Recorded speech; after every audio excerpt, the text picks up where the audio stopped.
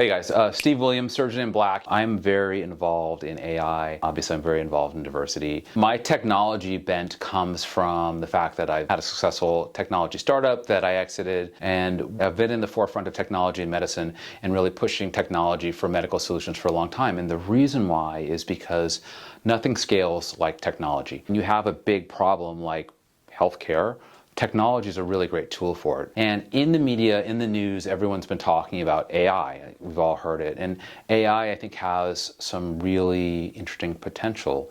It has the ability to interact very efficiently. It has the ability to consume enormous amounts of data and recreate it in a manageable, consumable way for patients, for physicians. And so the future is really, really bright when it comes to technology. But that's what I want to talk about right now, because there are always little clouds and little things we have to be a little bit careful of when we're thinking about technology or when we're thinking about solutions and changes. And technology, especially AI, has some downsides. AI sometimes mirrors the worst parts of ourselves, or at least parts of ourselves that we kind of wish were farther along from a progress standpoint. And one of the things that we're thinking about when we're thinking about AI is how it reflects on racial progress or on the progress of women, on the progress of minorities. And there's been tons of stuff on this. And one of the things that really blew my mind was NPR. There was a social scientist, postdoc fellow by the name of Arsenii Alenichev, and again, I'm sorry if I'm butchering that, but he came up with the brilliant idea of asking AI to create images that reflected a black or African doctor helping white kids.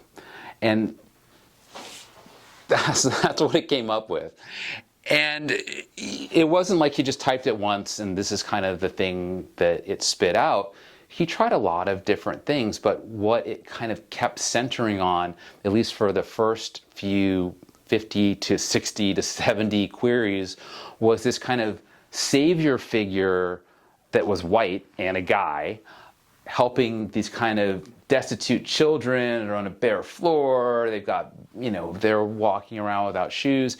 And again, the prompt was a black or African doctor helping white children. It's the exact opposite. It couldn't do it. And so he crafted the next 50 or 60 prompts to try to be a little bit more accurate.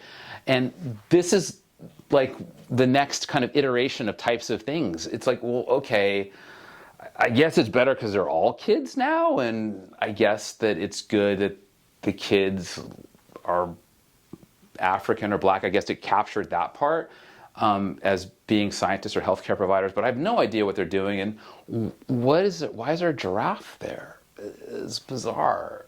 These are reflections of what AI represents to us. Again, remember, AI isn't necessarily creatively coming up with this on its own. It's synthesizing all the data that's out there and saying, this is what you're looking for when you're asking for this.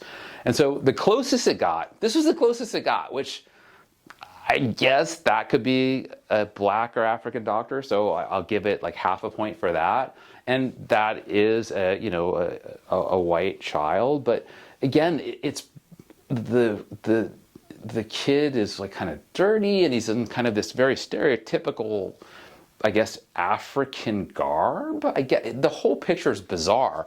And so the interesting thing here is, and the reason I kind of point this out is AI, incredibly powerful. AI really has the ability to help us and to present information and to respond more quickly than people have and to disseminate messages far afield and maybe in some ways that we don't really predict. But it can be a reflection of some of the more stereotypical things that maybe we didn't really mean. And AI sometimes fails spectacularly, especially when it's on things that we think that we've made cultural progress on. And so I'm a tech guy. I love technology, but these are one of the things when I'm working in AI, and I have several AI projects right now, but when we're doing research or working on AI projects, these are things that we think about. We look at kind of very basic limitations that are because the material that AI has learned from is still has this bias that it just can't escape. And it's learned from who we were, or at least what we've put out there.